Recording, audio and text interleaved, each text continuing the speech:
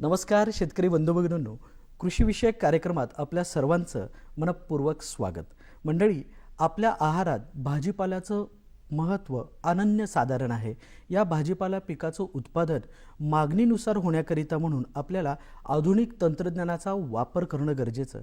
आजच्या भागामध्ये आपण या संदर्भात सविस्तर माहिती घेणार आहोत. आजचा आपला विषय भाजीपाला पिकासाठी फर्टिगेशन तंत्रज्ञानाचा प्रभावी वापर, आणि या विषयावरती मार्गदर्शन करण्याकरिता कार्यक्रमात सहभागी झालेले आहेत कृषी महाविद्यालय पुणे येथील सहयोगी अधिष्ठाता डॉक्टर महानंद माने. नमस्कार सर. नमस्कार. आपल्या या कार्यक्रमात आमच्या संपूर्ण टीमच्या वतीने मनपूर्वक स्वागत करतो. मुळातच सर, आपल्या आहारामध्ये किंवा एकंदरीतच आपल्या जीवनशैलीमध्ये भाजीपाला पिकाचं महत्त्व हे नेमकं काय आहे? भाजीपाला पिकामधून आपल्याला व्हिटॅमिन्स आणि फायबर रिच हा डाएट मिळतो. आपल्याला जी आयुष्य जगण्यासाठी किंवा शरीर यष्टी व्यवस्थित ठेवण्यासाठी जी व्हिटॅमिन्स आहेत ती भाजीपाल्यापासून मिळतात. आणि तसेच हा भाजीपाला जो आहे तो कमी कालावधीमध्ये मार्केटमध्ये आणता येतो, आणि त्यामुळं शेतकरी बंधूंना आर्थिक उन्नती करण्याचं हे एक चांगलं साधन आहे. म्हणजे शारीरिकदृष्ट्या ह्याचं महत्त्व आहेच आणि आर्थिकदृष्ट्या शेतकरी बंधूंना पण महत्त्व आहे. तर ह्या दोन्ही दृष्टीने भाजीपाला पिकाचं महत्त्व आहे. या पिकामध्ये आधुनिक तंत्रज्ञानाचा वापर करून ठिबक सिंचन हे आपल्याला वापरणं किंवा त्याचा अवलंब करणं गरजेचं आहे. तर ते का? कोणतंही पीक असेल तर त्याला ज्यावेळी आपण पाणी देतो तर हे पाणी आपण का देतो, तर त्या पिकाची मुळं, कार्यक्षम मुळं जी आहेत जमिनीमध्ये असतात, तर ते पाणी आणि मूलद्रव्य, घटकद्रव्य शोषून घेण्यासाठी त्यांना आपण हे पाणी देतो. म्हणजेच हे पाणी देताना आपण जमिनीला देतो, डायरेक्ट मुळांना देत नाही. कारण जमीन हे एक माध्यम आहे की ज्यातून मुळं हे पाणी शोषतात. मग आता हे पाणी देत असताना जर आपण पारंपरिक पद्धतीने पाणी दिलं तर ते पाणी आपल्याला एक समानपणे शेतामध्ये पसरवता येत नाही, आणि त्याचा परिणाम असा होतो की काही ठिकाणी जास्त पाणी, काही ठिकाणी कमी पाणी, त्यामुळं पिकाची वाढ एक समान होत नाही, परत त्याची गुणवत्ता चांगली राहत नाही. आणि हे सगळं जर आपल्याला टाळायचं असेल तर आपल्याला ठिबक सिंचनचा वापर हा अनिवार्य ठरतो. म्हणजे यामध्ये काय होतं की आपण एक समान पाणी पाहिजे त्यावेळी, पाहिजे त्या ठिकाणी, पाहिजे तितकं आपल्याला देता येतं. याशिवाय आपल्याला मजुरांची बचत होते, गवताची वाढ होत नाही. याशिवाय ॲटोमेशन आपल्याला करता येतं. म्हणजे आपण मोबाईल ॲपद्वारे सुद्धा घरी बसून आपण ती सिस्टीम सुरू किंवा बंद करू शकतो. म्हणजे आता आपण बऱ्याच ठिकाणी बघतो की बिबट्यांचा वावर वाढत चाललेला आहे. तर अशा वन्य प्राण्यांपासून सुद्धा संरक्षण मिळण्यासाठी ह्या पद्धती जर शेतकरी बंधूंनी वापरल्या तर त्या जास्त किफायतशीर होतात. आपल्याला या ठिबक सिंचनाच्या पद्धतीचा जर वापर करायचा असेल तर मग आपल्या पीक लागवड पद्धतीमध्ये काही बदल करावा लागतो का? भाजीपाला पिकासाठी ज्यावेळी आपण ही ठिबक पद्धत वापरतो त्यावेळी आपण नॉर्मली पारंपरिक सिंचनाच्या पद्धती किंवा शेताच्या ज्या सरीवरंबा असेल किंवा मोठा वाफा असेल ह्या न करता जर ब्रॉड बेस फरो म्हणजे रुंद वाफा जर आपण तयार केला, म्हणजे 70 ते 90 सेंटीमीटर रुंद असा वाफा आपण तयार केला, दोन वाफेतील अंतर आपण 50 सेंटीमीटर ठेवलं, म्हणजेच कुठलं ऑपरेशन्स शेतीचे जे असतात ते करण्यासाठी असं जर आपण केलं, आणि म्हणजेच त्यावेळी काय होतं की एका वाफ्याला एक लॅटरल, म्हणजे आपल्या दोन लॅटरलचं अंतर कमीत कमी 120 सेंटीमीटर असावं. त्याच्यापेक्षा जर कमी असेल तर लॅटरलचा खर्च वाढतो. आणि मग ह्यामध्ये सुद्धा आपल्याला इनलाईन ऑनलाईन लॅटरल असते, तर इनलाईन लॅटरल आपण भाजीपाल्यासाठी शक्यतो वापरावी. त्याच्यावर मल्चिंग आपण जर 25 मायक्रॉनच्या सिल्वर ब्लॅक पेपरचं सिल्वर भाग वर असलेलं असं जर केलं तर ही लागवडीची पद्धत अतिशय किफायतशीरपणे त्या भाजीपाला पिकाचं शोषण करण्यासाठी, म्हणजे त्याला पाण्याची उपलब्धता आणि मूलद्रव्य आणि खतांची उपलब्धता करून देण्यासाठी योग्य राहते. ठिबक सिंचनाचं काही आपल्याला मुळातच हा जो काही संच असतो याची काही वेगळी काळजी पण घ्यायला लागते का? ज्यावेळी आपण शेतकरी बंधू ठिबक सिंचन संच वापरतो की त्यावेळी उद्देशच आपला असा आहे की पिकाच्या कार्यक्षम मुळांच्या कक्षेमध्ये पाणी द्यायचं आहे, ते पण जे ठराविक गरजेचं आहे तितकंच पाणी तितक्याच प्रमाणात त्याच वेळी द्यायचं आहे. मग हे देत असताना हा संच कार्यक्षमरित्या चालणं गरजेचं आहे. मग शेतकरी बंधूने सारासारपणे बघायचे की हा संच शेतात असल्यावर कुठेही पाणी साठलेलं दिसता कामा नये. जर पाणी कुठे साठत असेल तर त्यामध्ये लॅटरलमध्ये किंवा सबमेनमध्ये कुठेतरी गळती आहे आणि मग ती गळती आपल्याला चेक करावी लागेल. त्यानंतर लॅटरल जे आहेत म्हणजे उपनळ्या आपण म्हणतो, तर त्या उपनळ्या ह्या व्यवस्थित बांधून घेतलेल्या पाहिजेत, म्हणजे त्यांची जागा चेंज होता कामा नये. जर त्यांची जागा बदलली तर त्या ड्रिपरची पोझिशन बदलेल आणि मग ते पाणी त्या मुळाच्या कक्षेमध्ये येणार नाही. त्यानंतर ह्या पद्धती ज्या आहेत ह्या दाबावर चालणाऱ्या आहेत. मग आपल्याला जो दाब आहे की फिल्टरच्या तिथला जो दाब आहे तो साधारणतः 2 kg पर्यंत, 1.5 ते 2 kg पर्यंत लागतो आणि लॅटरलचं शेवटचं टोक आहे तिथे 1 kg प्रति सेंटीमीटर वर्ग इतका दाब लागतो. तर हा जर दाब असेल तर मग ठिबकमधून जो पाण्याचा विसर्ग आहे म्हणजे ताशी 2 लिटर प्रति तास असेल किंवा 4 लिटर प्रति तास असेल किंवा त्याच्यापेक्षा जर कमी ह्याचा वापरला तर आपण 600 मिलीलिटर प्रति तास ह्याचे सुद्धा आपण ठिबकची तोटी वापरू शकतो. तर ह्या व्यवस्थित राहण्यासाठी या लॅटरलची पोझिशन, त्या तोटींची निवड, तसेच ठिबकचे आरेखन आणि आराखडा ह्या 2 बाबती महत्त्वाच्या आहेत. आराखडा म्हणजे त्याचं लेआउट आहे आणि आरेखन म्हणजे त्याची डिझाईन आहे. म्हणजे आपली जर वाफ्याची लांबी आहे ती किती आहे त्यानुसार मग आपण लॅटरल 12 mm ची वापरायची का 16 mm वापरायची का 20 mm वापरायची हे ठरतं. कुठल्या डिस्चार्ज विसर्गाचा ठिबकची तोटी वापरायची हे आपल्याला त्या पीक आणि मातीच्या प्रकारानुसार ठरवावं लागतं.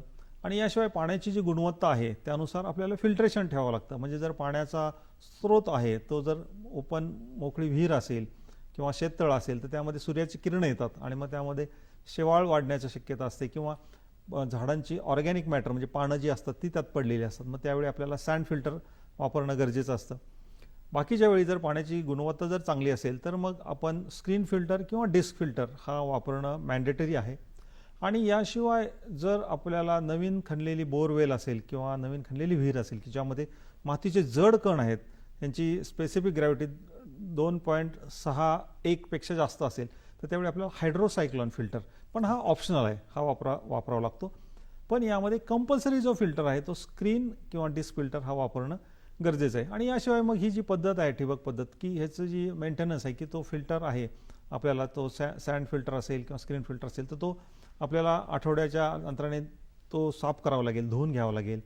नंतर 8 ते 15 दिवसाच्या अंतराने लॅटरलची शेवटची टोकं उघडून ती लॅटरल फ्लश करावं लागेल. सबमेनवरचा फ्लश वॉल्व आहे तो उघडून त्यामध्ये जर काही माती किंवा साठली असेल तर ती आपल्याला बाहेर काढावं लागेल. शक्यतो चांगल्या गुणवत्तेचं आपण पाणी वापरतो, पण ज्यावेळी आपण संच बंद करतो तर त्यावेळी त्या पाईपमध्ये जे पाणी असतं तर त्या पाण्यामध्ये जे आणखीन बारीक कण असतात सस्पेन्शनमध्ये ते सेटल होतात खाली आणि ते काढणं आपल्याला गरजेचं असतं. आणि ते काढण्यासाठी आपण हा फ्लश व्हॉल्व जो आहे सबमेनवरचा तो ऑपरेट करणं गरजेचं असतं. तर अशा पद्धतीने जर सगळी आपली काळजी जर शेतकरी बंधूंनी संचाची घेतली तर तो संच चांगला राहतो, तो व्यवस्थित सगळीकडे पाणी देतो पिकांना आणि त्यामुळे पिकांची वाढ जोमदार होते, त्याची गुणवत्ता चांगली येते आणि शेतकरी बंधूंना एक आर्थिक फायदा किंवा परतावा चांगल्या प्रकारे मिळतो.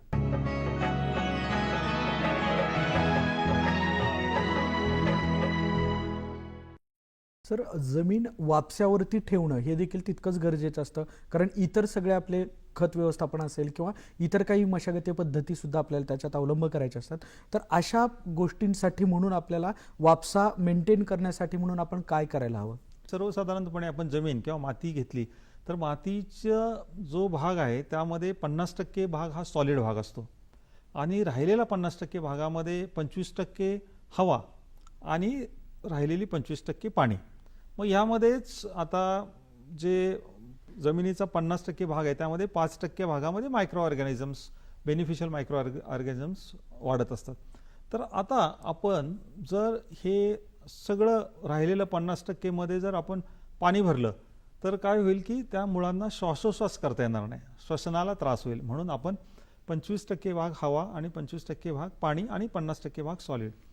तर हे असं ठेवत असताना आपल्याला किती पाणी द्यायचं हे फार महत्त्वाचं आहे. मग ते पाण्याची मात्रा किती द्यायची हे ठरवण्यासाठी जागतिक जी ऑर्गनायझेशन आहे फूड अँड ॲग्रिकल्चर ऑर्गनायझेशन जिचे हेडक्वार्टर रोमला आहे तर त्यांनी पेनमन मॉन्टिथ ही मेथड इव्हापोट्रान्स्पिरेशन म्हणजे बाष्पोत्सर्जन करण्यासाठी दिलेली आहे.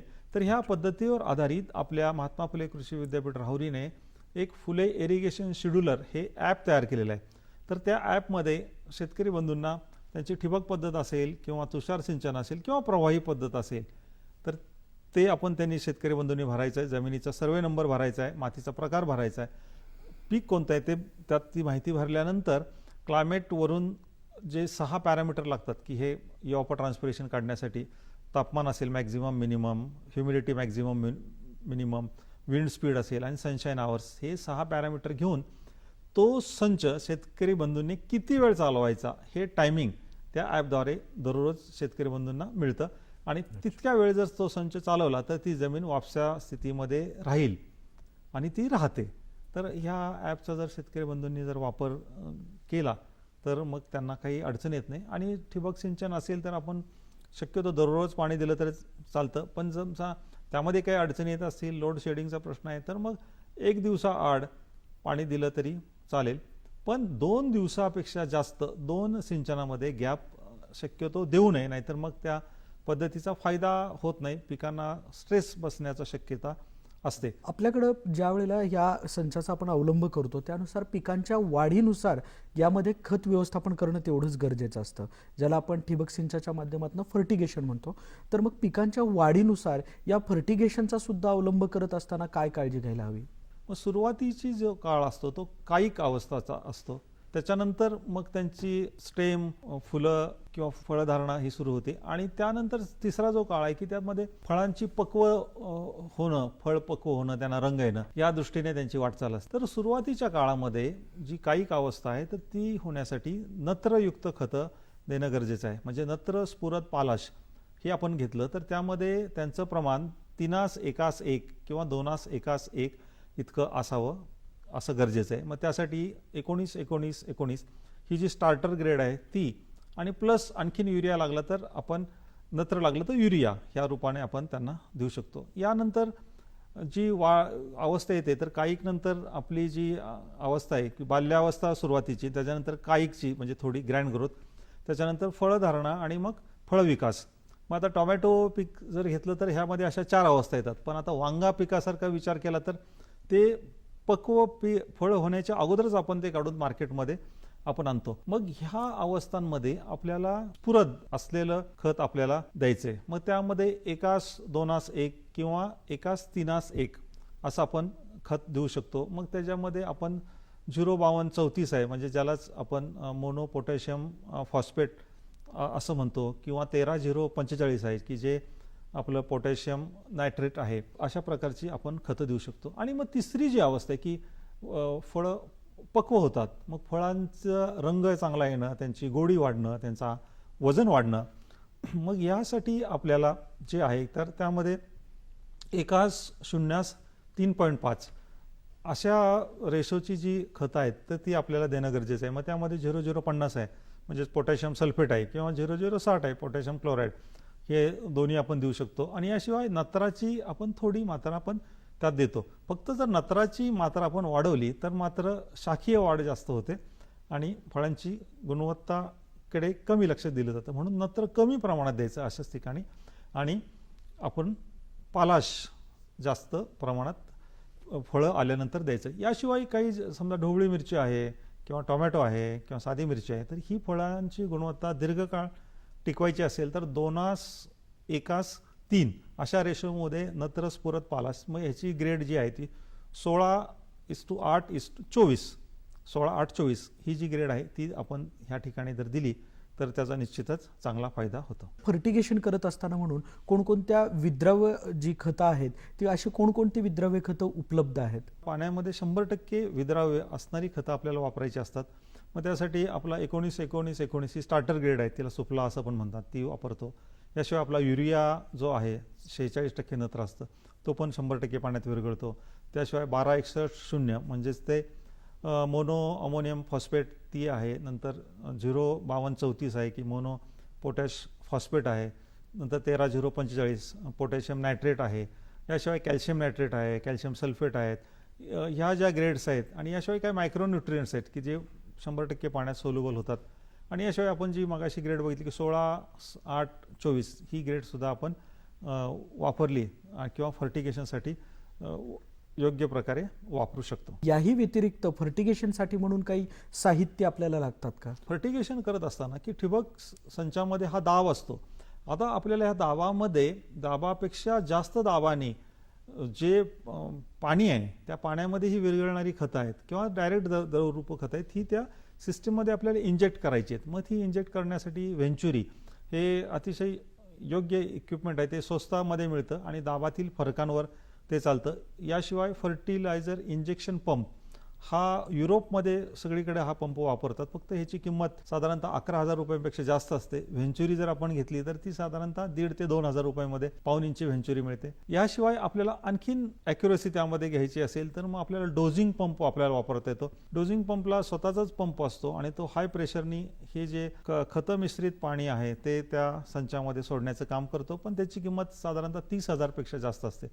म्हणजे आपल्याला शेतकरी बंधूंना त्यांचं पीक, त्याची सेन्सिटिव्हिटी, त्याच्यातून मिळणारा आर्थिक परतावा यानुसार त्यांनी आर्थिक गुंतवणूक त्या एक उपकरणामध्ये करायची. मग त्यामध्ये व्हेंचुरी असेल किंवा फर्टिलायझर इंजेक्शन पंप असेल किंवा डोजिंग पंप असेल किंवा पूर्वीच्या काळी फर्टिलायझर टँक किंवा आता पण काही ठिकाणी हा फर्टिलायझर टँक वापरतात. पण त्याच्या काही लिमिटेशन्स आहेत, त्याच्या काही मर्यादा आहेत की तो मेटलचा असतो, त्याच्यामध्ये आत काय चाललं हे आपल्याला बाहेरून दिसत नाही आणि फर्टिलायझरची कॉन्सन्ट्रेशन हे युनिफॉर्म सुरुवातीपासून शेवटपर्यंत त्यामधून जात नाही. त्यामुळं फर्टिलायझर टँकचा वापर थोडासा मर्यादित आहे. पण व्हेंचुरी, फर्टिलायझर इंजेक्शन पंप आणि डोजिंग पंप हे मात्र निश्चितपणे शेतकरी बंधूंना त्यांच्या निकडीनुसार, त्यांच्या पिकानुसार, सेन्सिटिव्हिटीनुसार वापरणं गरजेचं आहे.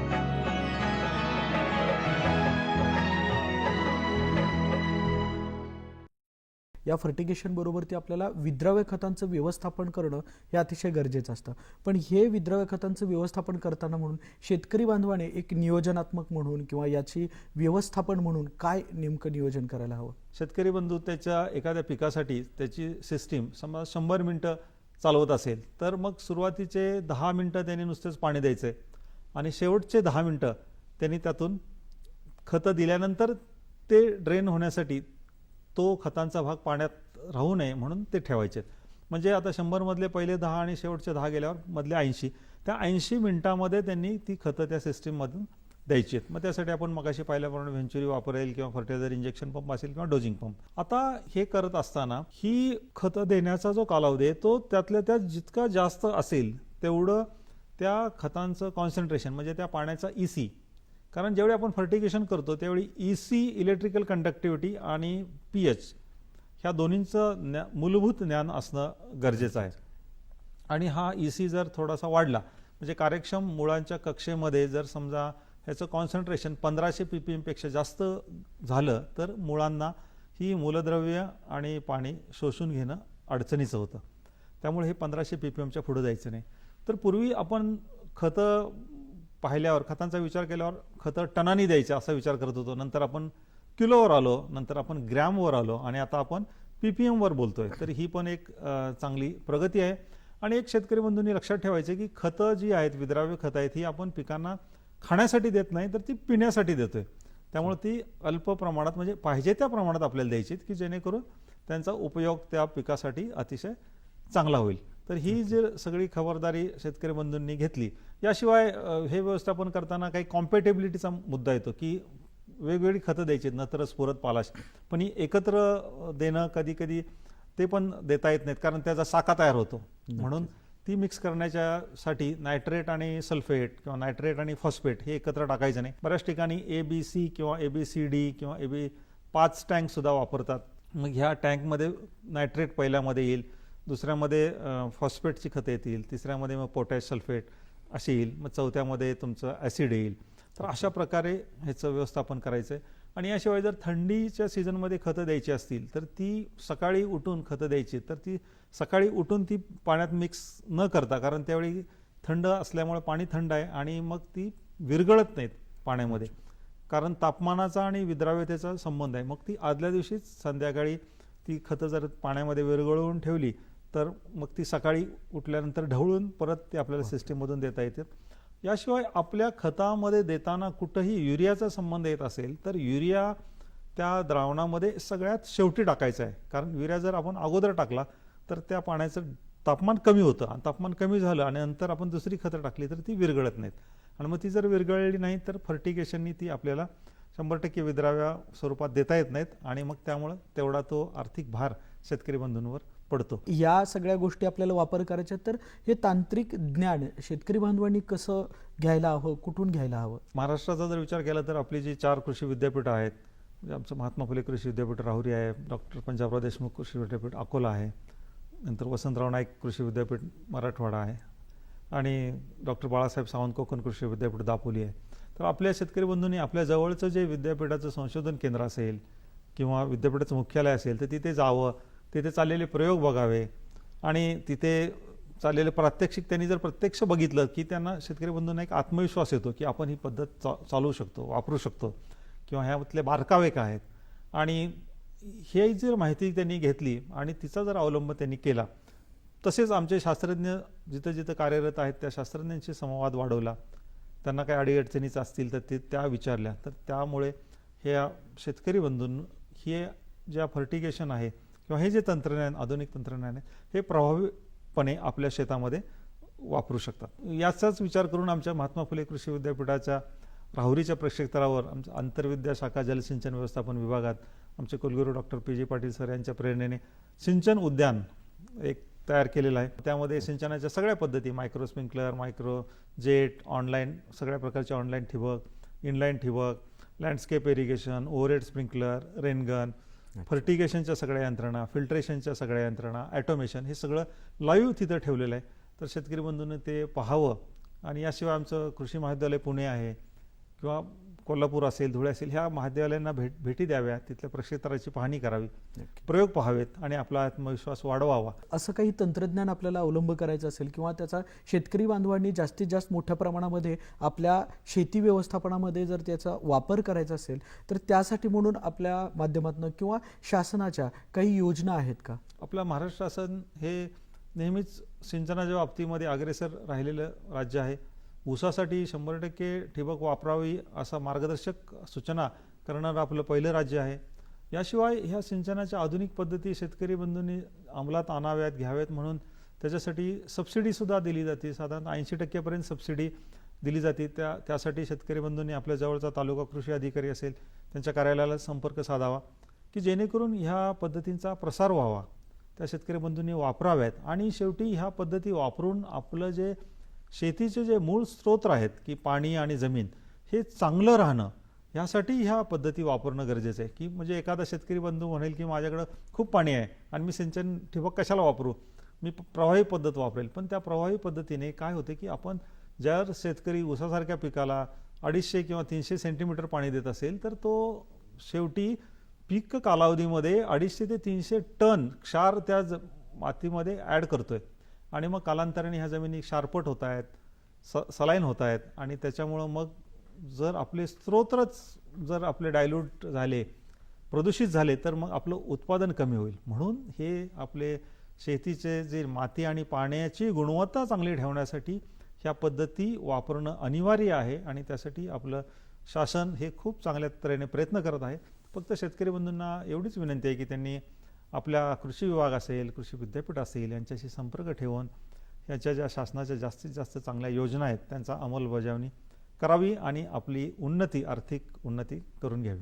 तर आजच्या आपल्या या कार्यक्रमाच्या निमित्ताने सह्याद्री वाणीच्या प्रेक्षकांना, शेतकरी बांधवांना आपण काय संदेश द्याल? जे इनपुट्स आहेत शेतामध्ये निविष्ट लागणार आहेत की ते माती असेल, पाणी आहे, खतं आहेत, बियाणं आहे किंवा मग काही इन्सेक्टिसाईड असतील, पेस्टिसाईड, पण याबरोबर सुद्धा एक महत्त्वाचं इनपुट म्हणजे ज्ञान आहे आणि हे ज्ञान मिळवण्याचं काम, थोडं ज्ञान घेण्याचं काम शेतकरी बंधूंनी, मग त्यासाठी आमची कृषीदर्शिनी डायरी असेल किंवा वेबसाईटवरून आमच्या माहिती घेऊन, काही यूट्यूबचे काही व्हिडिओ पाहून, शेतकरी मासिक आहे शासनाचं, तर अशा माहिती ह्याच्यामधून शेतकरी बंधूंनी माहिती घेऊन, ज्ञान घेऊन जर शेती केली तर ती निश्चितच किफायतशीर होईल आणि त्यासाठी शेतकरी बंधूंनी प्रयत्नशील राहावं असं आव्हान आम्ही इथे करत आहोत. आपण केलेल्या या आव्हानानुसार शेतकरी बांधव योग्य ती माहिती घेऊन योग्य ते तंत्रज्ञान आपल्या शेती व्यवस्थापनामध्ये वापर करतील आणि चांगलं उत्पादन घेतील अशी आपण अपेक्षा व्यक्त करूयात. आपण कार्यक्रमात सहभागी झालात आणि महत्त्वपूर्ण विषयावरती मार्गदर्शन केलं त्याबद्दल धन्यवाद आणि आपल्या पुढील वाटचालीसाठी शुभेच्छा. नमस्कार. नमस्कार.